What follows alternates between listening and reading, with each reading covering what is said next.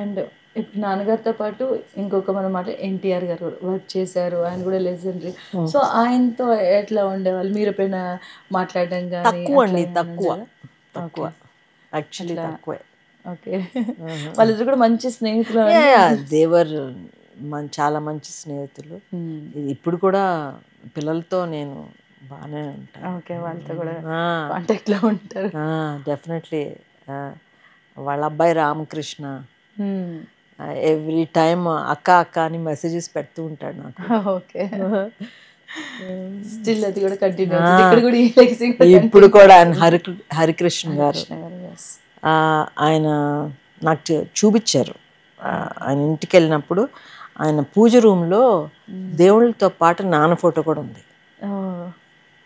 దేవుడి పటాలతో పాటు నాన్న ఫోటో కూడా చూడమ్మా ఉంది అక్కడ చూడు అని చూపించారు. ఆయన ఈక్వల్గా he felt like that. Purandeswari గారితో టచ్లో ఉంటాను. We wish each other. అందరితో కూడా వీళ్ళిద్దరు కూడా తెలుగు ఇండస్ట్రీకి పిల్లర్స్ మెయిన్ వీళ్ళే. సో ఆ రెండు కూడా రెండింటిని లెగసీని మీరు కంటిన్యూ చేస్తున్నారు, అక్కడ వాళ్ళు కంటిన్యూ చేస్తారు. డెఫినెట్గా దే ఆర్ కంటిన్యూయింగ్ ఇన్ వాళ్ళు డిఫరెంట్ వేస్. మీరు మేమెవరు పాలిటిక్స్లోకి వెళ్ళలేదు, అది డిఫరెంట్. మీరు అది వేరు, ఎవరో చాయిస్ వాళ్ళది. ఈవెన్ అప్పుడు కూడా ఏమన్నారు కూడా అంటే చాలా సినిమాల్లో కొన్ని సినిమాలు చూసాం కదా, నాకు అది వద్దులే అయ్యా. అవునవునవును ఎప్పుడు దూరంగానే ఉండేవారు.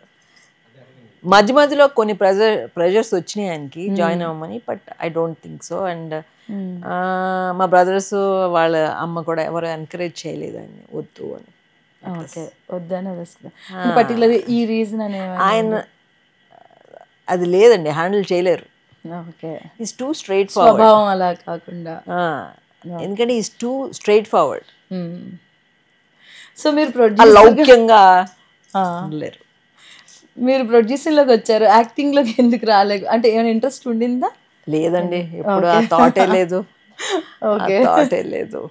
సో ప్రొడ్యూసర్ కానీ ఇంకా మేము ముందు మీ వైపు నుంచి ఏమైనా ఎక్స్పెక్ట్ చేయొచ్చా? లేదండి.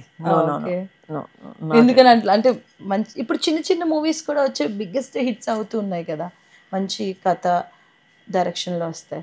లేదండి, ఎందుకంటే సమ్ ఆఫ్ నేను చెప్పాను కదా, those were bad experiences for me. So మళ్ళీ దాంట్లోకి నేను దిగలేను, ఎందుకంటే ఆ టెన్షను.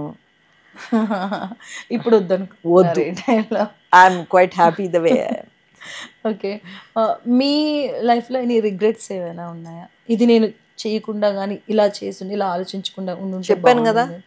ఓకే ఈ మూవీ ప్లానింగ్ మూవీసే రిగ్రెట్. ఓకే సో ఇది కాకుండా అంత everything is fine. I'm happy that I supported Sushant. Yes తనకి ఎప్పుడు ఈ వాంటెడ్ సినిమాలు చేయాలి అనుకున్నప్పుడు నేను సపోర్ట్ చేశాను, అది హ్యాపీ. ఆ రిగ్రెట్ లేదు నాకు, తనకి సపోర్ట్ చేశానని లేదు. కానీ నాకు పెద్ద ఎక్స్పీరియన్స్ లేకుండా దిగి నేనేం సాధించాను అనిపిస్తుంది. ఇప్పుడున్న జనరేషన్ చూస్తుంటే మీకేమనిపిస్తుంది అసలు? ఎందుకంటే వింటూ ఉంటారు కదా జనరేషన్ జెన్జీ, సో వాళ్ళపైన మీ ఒపీనియన్ ఏంటి అసలు? జెన్జీ అంటేనే నాకు తెలియదండి. అంటే 2000s 1990 అంటే 90sలో ఉన్న వాళ్ళు మిలీనియల్స్ అని, generation X, generation Y, generation Z అంటే ఫాస్ట్ ఫార్వర్డ్లో ఉన్నారు కదా ప్రతిదున్ను. సో అలా ఇప్పుడున్న generation nowadays maybe too fast ఫార్వర్డ్గా ఉన్నారేమో అనిపిస్తుంది. ఎందుకంటే వాళ్ళు కెరియర్ విధంగా చాలా పైకి వస్తున్నారు అండ్ ఆల్ దట్ సక్సెస్ఫుల్గా ఉంటున్నారు కొంతమంది. They doing very well for them. కానీ at the same time health problems కూడా ఎక్కువ అవుతున్నాయేమో అనిపిస్తుంది. ఈ జాబ్ టెన్షన్స్ ఎక్కువైపోయినాయి. ఇట్స్ రేస్ లాగా అయిపోయింది.